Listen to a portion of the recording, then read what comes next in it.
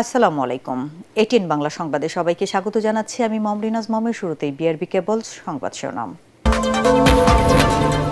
March for Gaza কর্মসূচিতে রাজধানীর সোহরাওয়ার্দী উদ্যান জনসমুদ্র। মুসলিম বিশ্বকে ইসরায়েলের সঙ্গে সম্পর্ক ছিন্ন করার আহ্বান। গণহত্যার বিচার এবং স্বাধীন ফিলিস্তিন রাষ্ট্র প্রতিষ্ঠার দাবি। ঢাকা যেন এক খণ্ড ফিলিস্তিন। পাড়া মহল্লা সর্বত্রই প্রতিবাদের ঝড়।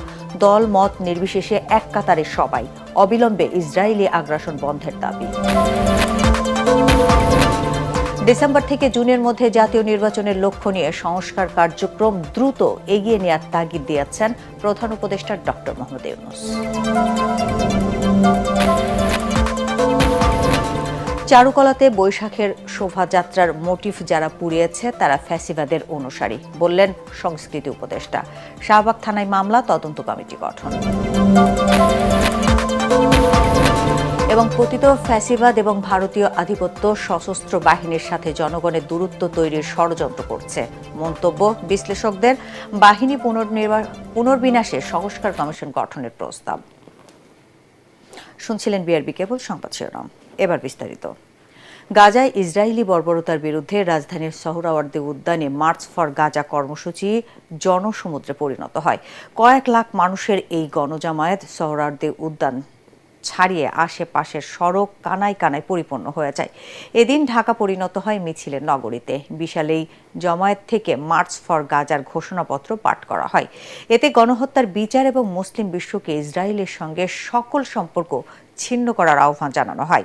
এ সময় স্বাধীন ফিলিস্তিনি রাষ্ট্র প্রতিষ্ঠার দাবির পাশাপাশি ইসরায়েলের বিরুদ্ধে বাংলাদেশ সরকারের অবস্থান পরিষ্কার করার দাবি জানানো হয়। রিপোর্ট করছেন আদ্দিন সজীব, আর ক্যামেরায় ছিলেন এহসানুল গনি স্বজন, ইমদাদুল হক এবং হাসিবুল স্ট্যালিন।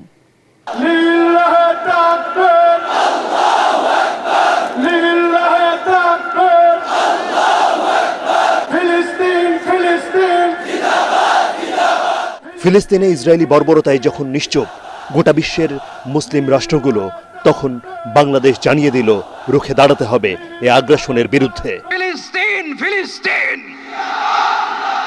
আল কুদুস আল কুদুস, ফিলিস্তিন ফিলিস্তিন। গাজার হাজার হাজার শহীদ ও নারী শিশুদের জন্য হৃদয়ে যেন রক্তক্ষরণ হচ্ছে বাংলার মুসলমান ও শান্তিপ্রিয় মানুষের।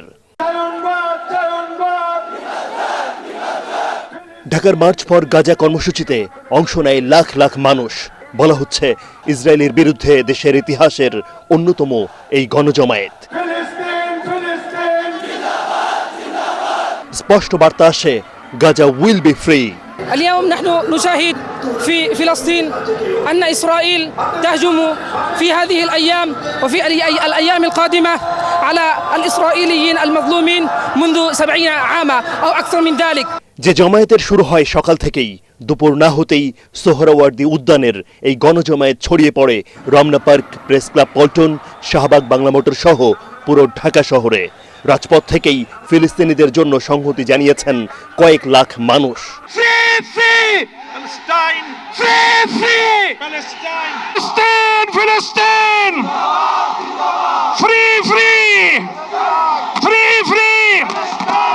দুপুর হতেই একে একে ছুটে আসেন ইসলামিক আলোচক মিজানুর রহমান আজহারি, শেখ আহমদুল্লাহ, বিএনপির সালাউদ্দিন আহমদ, জামাতে ইসলামের মিয়া গোলাম পরওয়ার, এনসিপির হাসনাত আব্দুল্লাহ সহ দেশবরেণ্য ইসলামী চিন্তাবিদরা।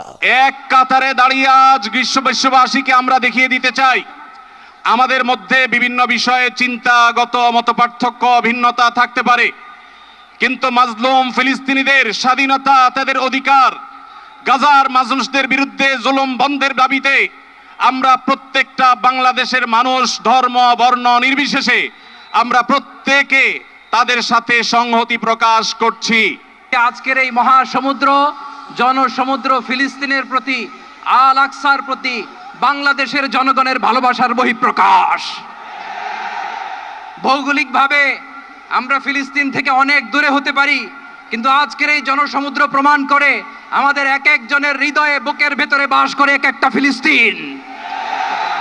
আমাদের হৃদয়ে বাস করছে এক একটা গাজা। আমাদের হৃদয়ে বাস করে এক একটা আল কুদস। চিৎকার করে বলুন ঠিক কিনা? জাতিসংঘ জবাব চায়। গাজায় গণহত্যা কেন? জাতিসংঘ জবাব চায়। বিকেলে মার্চ ফর গাজা কর্মসূচিতে ঘোষণাপত্র পাঠ করেন সাংবাদিক মাহমুদুর রহমান।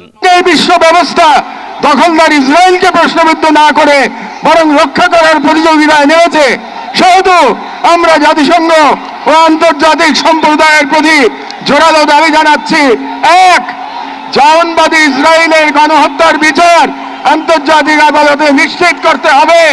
দুই, যুদ্ধবিরতি নয়, গণহত্যা বন্ধে কার্যকর ও সম্মিলিত পদক্ষেপ গ্রহণ করতে হবে। ইসরায়েলের সাথে অর্থনৈতিক, সামরিক ও কূটনৈতিক সকল সম্পর্ক অবিলম্বে ছিন্ন করতে হবে। দুই, জায়নবাদী রাষ্ট্রের বিরুদ্ধে বাণিজ্যিক অবরোধ ও নিষেধাজ্ঞা আরোপ করতে হবে। ইয়া আল্লাহ, আপনি মেহেরবানি করে এই প্রতিবাদ মিছিলকে কবুল করেন। সবশেষে ফিলিস্তিনের নির্যাতিত নিপীড়িত মানুষের জন্য মহান সৃষ্টিকর্তার দরবারে ফরিয়াদ করেন সবাই। এই সোহরাওয়ার্দী উদ্যানের লাখ লাখ মানুষের জমায়েত থেকে স্পষ্ট করে বার্তা দিচ্ছে বাংলাদেশের ধর্মপ্রাণ মুসলমানরা, ইসরায়েলের যে বর্বরতা, নিষ্ঠুরতা, এসব আর সহ্য করা হবে না। গোটা বিশ্বের 57টি সংখ্যাগরিষ্ঠ মুসলিম দেশ সহ যারা মানবিক, যাদের মধ্যে শান্তিপ্রিয় মনোভাব রয়েছে, তারা আর কেউ সহ্য করবে না। দেশে কিংবা বিশ্বের বিভিন্ন স্থানে এমন জমায়েত হচ্ছে, আওয়াজ উঠছে ইসরায়েলের বিরুদ্ধে, ফিলিস্তিনিদের পক্ষে। সবাই স্পষ্টভাবে বলছেন ইনশাআল্লাহ শান্তি আসবেই, ইসলামের বিজয় হবে এই জমায়েতে, এই আওয়াজে। অদ্দিন সজীব, এটিএন বাংলা, সোহরাওয়ার্দী উদ্যান, ঢাকা। রাজধানী ঢাকা যেন আজ হয়ে উঠেছে ফিলিস্তিনের প্রতিচ্ছবি। ধর্ম, বর্ণ নির্বিশেষে সকল শ্রেণী পেশার মানুষের অংশগ্রহণে দিনভর সোহরাওয়ার্দী উদ্যান ছাড়িয়ে আশেপাশের এলাকা পরিণত হয় জনসমুদ্রে। রোদে পুড়ে ঘামে ভিজে গলা ফাটিয়ে সকলের কণ্ঠে এক সুর, তুমি কে আমি কে, ফিলিস্তিন ফিলিস্তিন। মার্চ ফর গাজায় এসে তারা বলছেন সুযোগ পেলে যুদ্ধ যেতেও প্রস্তুত তারা। দেখুন মাজহারুল হক মুহাজিরের রিপোর্ট, আর ক্যামেরায় ছিলেন আজিজুল হাকিম পলাশ।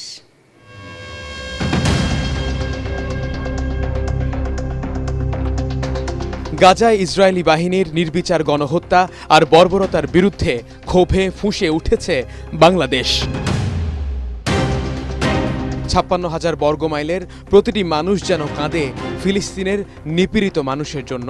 তাই তো যেভাবে পেরেছেন ছুটে এসেছেন মার্চ ফর গাজা কর্মসূচি সফল করতে। ঐতিহাসিক সোহরাওয়ার্দী উদ্যান এবং এর আশেপাশের এলাকাগুলো পরিণত হয় জনসমুদ্রে। সকাল থেকেই রাজধানীর বিভিন্ন স্থান থেকে মিছিল নিয়ে সোহরাওয়ার্দী উদ্যানে আসে মানুষ। মিছিলগুলো শাহবাগ, নীলক্ষেত, দোয়েল চত্বর, মৎস্য ভবন দিয়ে উদ্যানে এসে মিলিত হয়। যারা বিশ্বে মুসলমানদের বিরুদ্ধে নির্যাতন করে তাদের বিরুদ্ধে আজকে ঐক্যবদ্ধ একটি ঘোষণা হচ্ছে, বাংলাদেশ আর কখনো তাদের পাশে থাকবে না। আমাদের যে মুসলিম ভাই বোনদেরকে মারা হচ্ছে, হইতে পারে এর থেকে আমাদের থেকে অনেক দূরে, কিন্তু ওই রক্তক্ষরণ আমাদের হৃদয় হচ্ছে। বাংলাদেশ বিশ্ব সহ আমরা রাস্তায় নেমে দেখাই যে আমরা পারি। গাজা যে গণহত্যা চলতেছে, এই গণহত্যাটাকে আমরা সবাই যেন একসাথে প্রতিহত করতে পারি। ছোট ছোট বাচ্চা সবাইকে মারছে, তার জন্য এইখানে আসলাম। সমাবেশে অংশগ্রহণকারীদের মধ্যে অভিনব কায়দায় প্রতিবাদ জানান কেউ কেউ।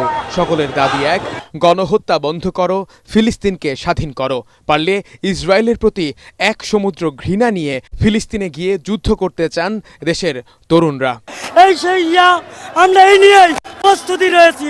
ইনশাআল্লাহ যদি প্রয়োজন হয় ইসরায়েলের বিপক্ষে, ফিলিস্তিনের হয়ে ইনশাআল্লাহ যুদ্ধ করব। আমি যদি পারতাম তাহলে আমি ওইখানে যাইতাম, আমি তো পারতাছি না, এ হাত নিয়ে যেতাম, মরল তো শান্তি পাইতাম, বলে না মুসলমান ভাইদের জন্য মরছি। আমি একজন নার্স, তাদের সেবার যে চিকিৎসার যে প্রয়োজন সেটা হচ্ছে আমি তীব্রভাবে চাই যে তাদের দেশে গিয়ে দেওয়ার জন্য, কিন্তু সেটা পসিবল হচ্ছে না এখন যা। I urge to every Muslim to boycott every product of Israel and US also. এ সময় এই আয়োজনের উদ্যোক্তা প্যালেস্টাইন সলিডারিটি মুভমেন্ট বাংলাদেশকে ধন্যবাদ জানান সবাই। সকলের প্রত্যাশা, এভাবেই একসাথে থাকলে কখনো পথ হারাবে না বাংলাদেশ। এই দেশে যত মতই থাকুক না কেন, ফিলিস্তিন ইস্যুতে আমরা যে সবাই এক, তারই যেন প্রমাণ মিলল আজ। তাই তো সবার সাথে এক সুরে বলতে হয়, প্রিয় ফিলিস্তিন, তোমার মুক্তির অপেক্ষায় গোটা দেশ। রক্ত দিয়ে না হলেও চোখের পানি দিয়ে রবের দরবারে দোয়া করছেন এদেশের সর্বশ্রেণী পেশার মানুষ। প্রিয় ফিলিস্তিন, তুমি হবেই স্বাধীন ইনশাআল্লাহ। ঐতিহাসিক মার্চ ফর গাজা কর্মসূচি থেকে মাজহারুল হক মুহাজির, এটিএন বাংলা, ঢাকা। আগামী ডিসেম্বর থেকে 2026 সালের জুনের মধ্যে জাতীয় নির্বাচনের লক্ষ্য নিয়ে সংস্কার কার্যক্রম দ্রুত এগিয়ে নেওয়ার তাগিদ দিয়েছেন প্রধান উপদেষ্টা এবং জাতীয় ঐক্যমত্য কমিশনের চেয়ারম্যান ডক্টর মোহাম্মদ ইউনূস। বিকেলে যমুনায় কমিশনের সহ সভাপতি প্রফেসর আলী রিয়াজ এবং সদস্য ডক্টর বদিউল আলম মজুমদারের সঙ্গে এক বৈঠকে প্রধান উপদেষ্টা এই তাগিদ দেন। এ সময় জাতীয় ঐক্যমত্য কমিশনের কার্যক্রমের অগ্রগতি সম্পর্কে ডক্টর ইউনূসকে অবহিত করেন কমিশনের সদস্যরা। তারা জানান, শনিবার পর্যন্ত মোট 8টি দলের সঙ্গে আলোচনা সম্পন্ন হয়েছে। বৃহস্পতিবার বিএনপির সঙ্গে আলোচনার সময়সূচি নির্ধারণ করা আছে। এ সময় ডক্টর ইউনূস আগামী ডিসেম্বর থেকে 2026 সালের জুনের মধ্যে জাতীয় নির্বাচন অনুষ্ঠানের লক্ষ্য নিয়ে রাজনৈতিক দলের সঙ্গে আলোচনা ও সামগ্রিক সংস্কার প্রক্রিয়া এগিয়ে নেওয়ার তাগিদ দেন। চারুকলাতে বৈশাখের শোভাযাত্রার র্যালির মোটিভ যারা পুড়িয়ে দিয়েছে তারা ফ্যাসিবাদের অনুসারী। জুলাই গণঅভ্যুত্থানকে চ্যালেঞ্জ করে তারা এসব ঘটিয়েছে বলে মন্তব্য করেছেন সংস্কৃতি উপদেষ্টা মোহাম্মদ মোস্তফা সরওয়ার ফারুকী। এদিকে সিসি ক্যামেরায় ফুটেজের বরাত দিয়ে ঢাকা বিশ্ববিদ্যালয়ের প্রক্টর বলেন, একটি ছেলে চারুকলার 3 নম্বর গেট টপকে ভেতরে প্রবেশ করে আগুন দিয়ে একই পথে ছবির হাটের দিকে পালিয়ে গেছে। এই ঘটনায় অজ্ঞাতদের আসামি করে মামলা করেছে ঢাবি কর্তৃপক্ষ। মিজান শাহজাহানের রিপোর্ট। চারুকলায় আগুনে পুড়ে গেছে পহেলা বৈশাখে আনন্দ শোভাযাত্রার জন্য তৈরি করা প্রধান মোটিভ ফ্যাসিস্ট শেখ হাসিনার মুখাকৃতি। এই সময় আংশিক পুড়ে গেছে শান্তির প্রতীক পায়রার প্রতিকৃতিও। এবারের বর্ষবরণ আনন্দ শোভাযাত্রায় মূল আকর্ষণ 20 ফুট উঁচু শেখ হাসিনার মুখাকৃতি। বাঁশ ও বেত দিয়ে মাসব্যাপী কাজ করে এটিকে তৈরি করে চারুকলার শিক্ষার্থী ও শিল্পীরা। শুধুমাত্র 2টি মুখাকৃতি পুড়ে যাওয়াকে রহস্যজনক বলছে ফায়ার সার্ভিস। ঘটনা তদন্তে গঠন করা হয়েছে 5 সদস্যের কমিটি। আমাদের প্রচেষ্টা ছিল, নিরাপত্তা ছিল, কিন্তু এরকম কাজ যদি কেউ করতে চায় সেটা আমরা দেখেছি এটা করতে পারে, তারপরে আমরা এই ব্যাপারটা আমরা খতিয়ে দেখব। এদিকে সিলেটের সংবাদ সম্মেলনে সংস্কৃতি উপদেষ্টা মোস্তফা সরওয়ার ফারুকী বলেন, বৈশাখের অনুষ্ঠান আয়োজনে কোনো শঙ্কা নেই। ফ্যাসিবাদীদের যে কোনো তৎপরতা রুখে দিতে প্রস্তুত আছে আইন শৃঙ্খলা বাহিনী। যারাই চায় না এই ফ্যাসিবাদের মুখাবব র্যালিতে থাকুক, ধর নানান রকমের মতামত থাকতে পারে, ক্রিয়েটিভ কমেন্ট, কিন্তু যখন এটা পুড়িয়ে দিতে যায় তখন বুঝতে হবে যে এটার পিছনে একটা সংঘবদ্ধ শক্তি কাজ করছে। এর আগে চারুকলায় ঘটনাস্থল পরিদর্শন করেছেন ডিএমপি কমিশনার শেখ মোহাম্মদ সাজ্জাদ আলী। তবে তিনি সংবাদ মাধ্যমের সাথে কথা বলতে রাজি হননি।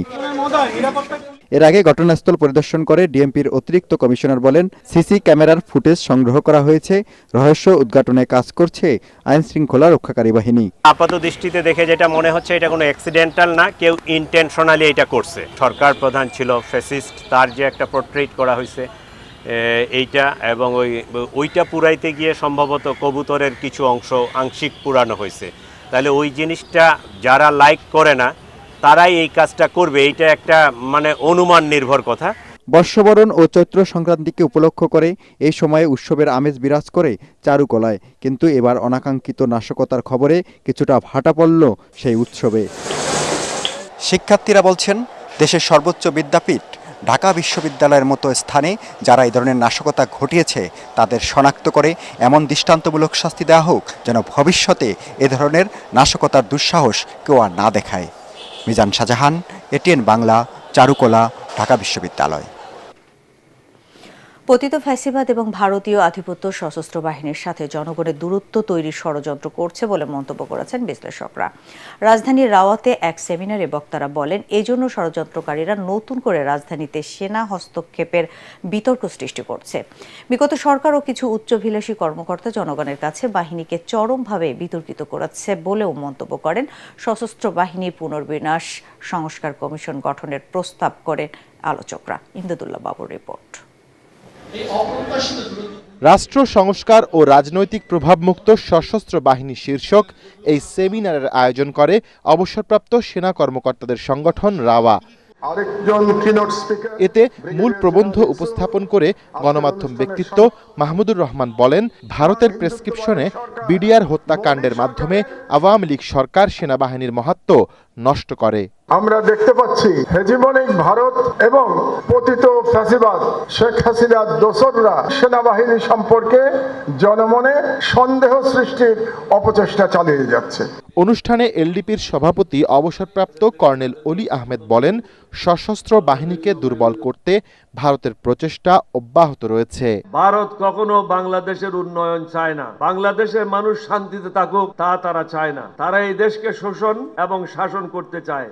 এই ব্যাপারে কারো দ্বিধাদ্বন্দ্ব থাকার অবকাশ নাই। প্রশিক্ষণের জন্য সশস্ত্র বাহিনীর কোনো সদস্য যেন ভারতে পাঠানো না হয়, এটার জন্য সেনা প্রধানকে বা অন্যান্য প্রধানদেরকে অনুরোধ করব। এ সময় সশস্ত্র বাহিনীকে জনকল্যাণমুখী এবং রাজনীতিমুক্ত করতে দ্রুত সংস্কার কমিশন গঠনের দাবি জানান বক্তারা। সশস্ত্র বাহিনীর ভূমিকাকে কিভাবে আরো গঠনমূলক করা যায়, কিভাবে জনসম্পৃক্ত করা যায়, ইতিবাচক করা যায়, সেদিকে আমাদের এখন মনোনিবেশ করা প্রয়োজন। এই টোটাল ডাইমেনশনটাকে রিয়ালাইজ করার জন্য, এটাকে সঠিক সিদ্ধান্তে পৌঁছানোর জন্য আমাদের অবিলম্বে একটি সশস্ত্র বাহিনী সংস্কার কমিশন গঠন করা অত্যন্ত জরুরি। এছাড়াও সশস্ত্র বাহিনীকে নিরপেক্ষভাবে কাজ করার সুযোগ করে দিতে জাতীয় নিরাপত্তা নীতিমালা তৈরি এবং উন্নত বিশ্বের দেশগুলোর মতো জাতীয় নিরাপত্তা উপদেষ্টা নিয়োগের পরামর্শ দেন বিশ্লেষকরা।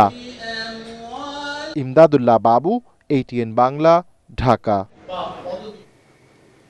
সংবিধানের মূলনীতির পরিবর্তন চায় না বাংলাদেশের জাসদ। সংসদ ভবনের এলডি হলে জাতীয় ঐক্যমত্য কমিশনের সাথে সংলাপে জাসদ নেতারা জানান, মুক্তিযুদ্ধ ও ২৪-এর গণ অভ্যুত্থানকে সমান গুরুত্ব দেওয়ার সুযোগ নেই। এই সময় কমিশনের সহসভাপতি ডক্টর আলী রিয়াজ জানান, রাজনৈতিক দলগুলোর সঙ্গে চলমান বৈঠক আগামী মাসের মাঝামাঝি শেষ হবে। রাষ্ট্র সংস্কারের পথ নির্ধারণ করতেই রাজনৈতিক দল সহ বিভিন্ন পর্যায়ের নাগরিকদের সঙ্গে আলোচনা চলছে। বিস্তারিত জানাচ্ছেন রাসনা দাস। রাষ্ট্র সংস্কারে অন্তর্বর্তী সরকারের করা ৬টি সংস্কার কমিশনের ১৬৬টি প্রস্তাবনা নিয়ে রাজনৈতিক দলগুলোর সাথে আলোচনা করছে জাতীয় ঐক্যমত্য কমিশন। ৩৮টি রাজনৈতিক দলের কাছে পাঠানো সংস্কার প্রস্তাবের পক্ষে বিপক্ষে মত জানিয়েছেন দলগুলো। তাদের মতামতের ভিত্তিতে ইতিমধ্যে ৬টি রাজনৈতিক দলের সাথে আলোচনা করেছে জাতীয় ঐক্যমত্য কমিশন। কর্মকৌশল প্রণয়নের জন্য বেশ কয়েকটি সংস্কার কমিশন গঠন করেছেন। ধারাবাহিক সংলাপের অংশ হিসেবে শনিবার জাতীয় সংসদের এলডি হলে বাংলাদেশ জাসদের সঙ্গে সংলাপ করে জাতীয় ঐক্যমত্য কমিশন। সংলাপের সূচনা বক্তব্যে কমিশনের সহ সভাপতি ডক্টর আলী রিয়াজ বলেন, রাষ্ট্র সংস্কার জরুরি এই বিষয়ে সকলেই একমত। ইতিমধ্যে ৬টি রাজনৈতিক দলের সঙ্গে হওয়া সংলাপের কথা উল্লেখ করে আলোচনা অব্যাহত রাখার কথা জানান তিনি। আমরা আসলে সকলেই একমত যে এখানে একটি সংস্কার, রাষ্ট্র সংস্কার করা জরুরি এবং এই রাষ্ট্র সংস্কারের বক্তব্য আজকে অন্তর্বর্তী সরকারের পক্ষ থেকে উদ্যোগ নেওয়া হলেও এই দাবি আসলে জনগণ। এই প্রক্রিয়ার লক্ষ্য হচ্ছে সংস্কারের পথ নির্ধারণ করা, কিভাবে কোন কোন বিষয়কে আমরা গুরুত্ব দেব, কিভাবে অগ্রসর হব। সংলাপ শেষে জাসদ নেতারা জানান, কমিশনের দেয়া সংস্কার প্রস্তাবের মধ্যে অধিকাংশ ক্ষেত্রে একমত তারা। তবে সংবিধানের 4টি মূলনীতি, নির্বাচন ও সংবিধান সংস্কারের প্রশ্নে কিছু ক্ষেত্রে ভিন্ন মত রয়েছে তাদের। একতরফাভাবে 4টি রাষ্ট্রীয় মূলনীতিকে বাতিল করার কথা বলে সেটা আমাদের কাছে গ্রহণযোগ্য নয়। কাজেই তারা যদি সংবিধান থেকে ধর্মভিত্তিক যে বিষয়গুলো আছে সেগুলোকে যদি তারা এখান থেকে সুপারিশ করে, এগুলো পরিষ্কার করে একটা সত্যিকারের গণতান্ত্রিক সংবিধান, সেকুলার সংবিধান, তো সেক্ষেত্রে একটা সমাধানে আসতে পারে। বিকালে জাকের পার্টির মহাসচিব শামীম হায়দারের নেতৃত্বে 10 সদস্যের একটি প্রতিনিধি দল ঐক্যমত্য কমিশনের সাথে সংলাপে অংশ নেয়। রাসনা দাস, ATN বাংলা, ঢাকা। কিছু লোক নির্বাচনকে বাধাগ্রস্ত করে ফ্যাসিস্টদের ফিরিয়ে আনার চেষ্টা করছে বলে অভিযোগ করেছেন বিএনপি চেয়ারপারসনের উপদেষ্টা জয়নুল আবেদিন ফারুক। জাতীয় প্রেস ক্লাবের সামনে স্বৈরাচার আওয়ামী লীগের দোসরদের শাস্তির দাবিতে অবস্থান কর্মসূচিতে তিনি বলেন, দ্রুত দুর্নীতিবাজ লুটেরাদের দৃষ্টান্তমূলক বিচার নিশ্চিত করতে হবে। দেশকে সঠিক পথে আনতে প্রয়োজনীয় সংস্কার করে নির্বাচনমুখী হওয়ার তাগিদ দেন জয়নুল আবেদিন। সদ্য গ্রেফতার হওয়া সাবেক আওয়ামী এমপি মোর্শেদ আলমের সম্পদের হিসাব জনগণের সামনে তুলে ধরার আহ্বান জানান তিনি। কিছু লোক একদিকে সুষ্ঠু নির্বাচনের কথা বলে, আরেকদিকে মনে মনে বলে থাকে কিসের নির্বাচন, আগে সংস্কার, আগে গণভোট, আগে স্থানীয় সরকারের নির্বাচন। এসব তালবানা করে হাসিনার ফ্যাসিস্টকে আবার ক্ষমতায় রাখার যে অবস্থা সৃষ্টি হচ্ছে তার এই ইঙ্গিত বহন করছে জনগণ বলা শুরু করেছে। ওয়াসার পানি নিরাপদ বলে দাবি করেছেন সংস্থাটির কর্মকর্তারা। ওয়াসা জোন 6-এর নির্বাহী প্রকৌশলী ইমরানুল ইসলাম জানান, সম্প্রতি গ্রাহকদের অভিযোগের পরিপ্রেক্ষিতে সরেজমিনে দেখা যায় ওয়াসার পানিতে নয় বরং বাড়ির রিজার্ভ ট্যাঙ্ক পরিষ্কার না করায় সেখানে জন্ম নিয়েছে পোকামাকড়। জানান, ট্যাঙ্ক পরিষ্কারের পর এখন বিশুদ্ধ পানি পাওয়া যাচ্ছে। খায়রুল ইসলামের রিপোর্ট। প্রায় 4 লাখ সংযোগের মাধ্যমে 2 কোটিরও বেশি মানুষকে পানি সরবরাহ করে আসছে ঢাকা ওয়াসা। সম্প্রতি ওয়াসার পানিতে পোকা পাওয়া যাওয়ার অভিযোগের প্রেক্ষিতে অভিযানে নামে ঢাকা ওয়াসার একটি দল। অভিযোগকারীদের বাসায় গিয়ে দেখা যায় পোকামাকড় ওয়াসার পানিতে নয়, রয়েছে ভবনের অপরিষ্কার ট্যাঙ্কে। দীর্ঘদিন ধরে রিজার্ভ ট্যাঙ্ক পরিষ্কার না করায় জন্ম নিয়েছে পোকা। বিষয়টি স্বীকারও করেন সেই গ্রাহকরা। এই এলাকাতে আমাদের একটা ছোট্ট একটা প্রবলেম আছে, এটা আসলে আমরা কেউ স্বীকার করি না। সেটা হচ্ছে আমরা আসলে বাড়িঘর পরিষ্কার করতে চাই না বা ট্যাঙ্কিও পরিষ্কার করতে চাই না। তো ট্যাঙ্কি পরিষ্কার করলে পরে অনেকখানি কমে আসে। এলাকায় সবারই আর কি বাসায় পোকাটা, তবে আপনার ট্যাঙ্কি ওয়াশ করার পরে আর পোকাটা আসতেছে না। রিজার্ভ ট্যাঙ্কি ছিল নিচে এবং উপরে 2টা ট্যাঙ্কি, সেটা ওয়াশ করার পরে এখন আমরা পোকাটা পাচ্ছি না আর কি। লাইনে পানিতে সমস্যা নাই, এখন পানিতে পোকা পাই না। আমি পানি একদম পরিষ্কার দেখতে আসি, ব্যবহার করতে আসি। সরবরাহ করা পানি WHO এর গাইডলাইন অনুযায়ী ল্যাবরেটরিতে পরীক্ষা করে তা সরবরাহ নেটওয়ার্কে দেয়া হয়, যেখানে কোনো ধরনের জীবাণু বা পোকামাকড় থাকার সুযোগ নেই বলে জানায় ওয়াসা কর্তৃপক্ষ।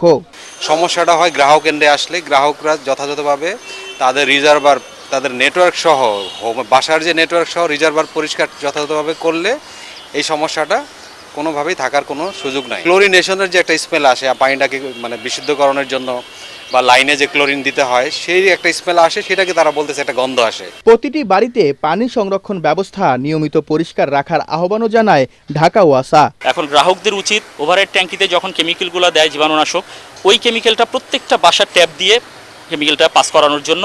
তাহলে ভিতরে যদি কোনো লাভা বা কোনো ডিম বা কোনো পোকা থাকে এগুলোও কিন্তু নষ্ট হবে। না হলে হবে কি, আমি ট্যাঙ্কি 2টা পরিষ্কার করলাম, এরপর আমি বিশুদ্ধ পানি যতই দেই, ওই নেটওয়ার্কের ভিতরে যদি কোনো পোকা থাকে ওইটার সাথে যখন আবার সংস্পর্শে আসবে ওইখান থেকে আবার পোকা তৈরি হবে। পানি সংক্রান্ত যে কোনো অভিযোগে ওয়াসার কল সেন্টার 16162 নম্বরে কল করলে সব ধরনের সমস্যা সমাধান করা হয় বলেও জানায় কর্তৃপক্ষ। খায়রুল ইসলাম, ATN বাংলা, ঢাকা।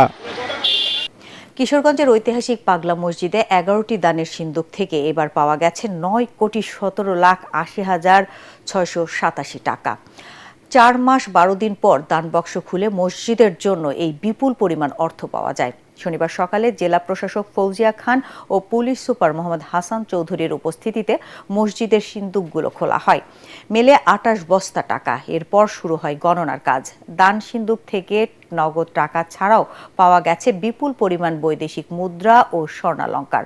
গণনায় পাগলা মসজিদ মাদ্রাসা ও আল জামিয়াতুল ইমদাদিয়ার মোট 321 জন ছাত্র, শিক্ষক এবং রূপালী ব্যাংকের 80 জন কর্মকর্তা কর্মচারী সহ মোট 401 জন অংশ নেন। নিরাপত্তায় সেনাবাহিনী, পুলিশ ও আনসার সদস্যরা ছিলেন। এর আগে গত 30 নভেম্বর মসজিদের দান সিন্দুক থেকে পাওয়া গিয়েছিল 8,21,34,000 টাকা। ভূমিকম্পে ক্ষতিগ্রস্ত মিয়ানমারে আরও 120 টন ত্রাণ সামগ্রী পৌঁছে দিয়েছে বাংলাদেশ নৌবাহিনীর যুদ্ধজাহাজ বৌনজা সমুদ্র অভিযান। ত্রাণ সহায়তার মধ্যে ছিল খাদ্য, বিশুদ্ধ পানি, চিকিৎসা সামগ্রী, তাঁবু ও কম্বল। মিয়ানমারে নিযুক্ত বাংলাদেশের রাষ্ট্রদূত বাংলাদেশের পক্ষ থেকে ইয়াঙ্গুনের মুখ্যমন্ত্রীর কাছে আনুষ্ঠানিকভাবে এসব ত্রাণ ও মানবিক সহায়তা হস্তান্তর করে। ভয়াবহ এই প্রাকৃতিক দুর্যোগে 3 ধাপে মোট 151 টন ত্রাণ ও মানবিক সহায়তা, উদ্ধার ও চিকিৎসক দল মিয়ানমারে পাঠায় বাংলাদেশ। এবার আন্তর্জাতিক সংবাদ।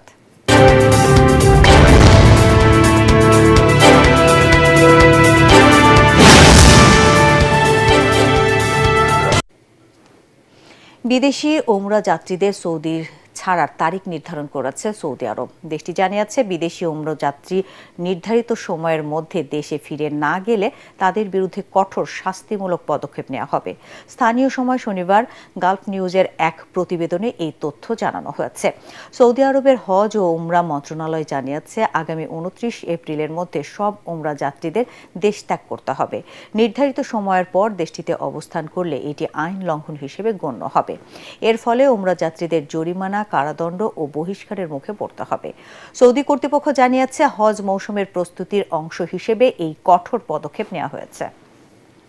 শেষ করার আগে বিআরবি কেবল সংবাদ শিরোনাম আরেকবার। মার্চ ফর গাজা কর্মসূচিতে রাজধানীর সোহরাওয়ার্দী উদ্যান জনসমুদ্র। মুসলিম বিশ্বকে ইসরায়েলের সঙ্গে সকল সম্পর্ক ছিন্ন করার আহ্বান। গণহত্যার বিচার এবং স্বাধীন ফিলিস্তিন রাষ্ট্র প্রতিষ্ঠাতা।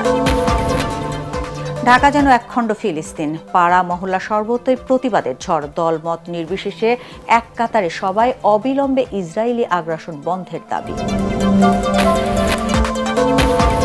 ডিসেম্বর থেকে জুনের মধ্যে জাতীয় নির্বাচনের লক্ষ্য নিয়ে সংস্কার কার্যক্রম দ্রুত এগিয়ে নেওয়ার তাগিদ দিয়েছেন প্রধান উপদেষ্টা ডক্টর মোহাম্মদ ইউনূস।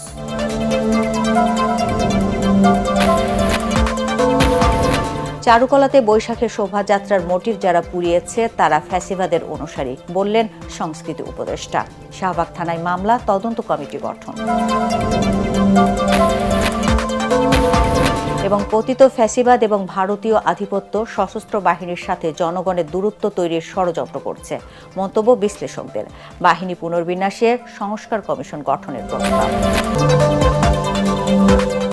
দর্শক, পরবর্তী সংবাদ দেখার আমন্ত্রণ জানিয়ে এখনকার মতো শেষ করছি। এটিএন বাংলা সংবাদ ইউটিউবে দেখতে ব্রাউজ করুন youtube/18 বাংলা নিউজ।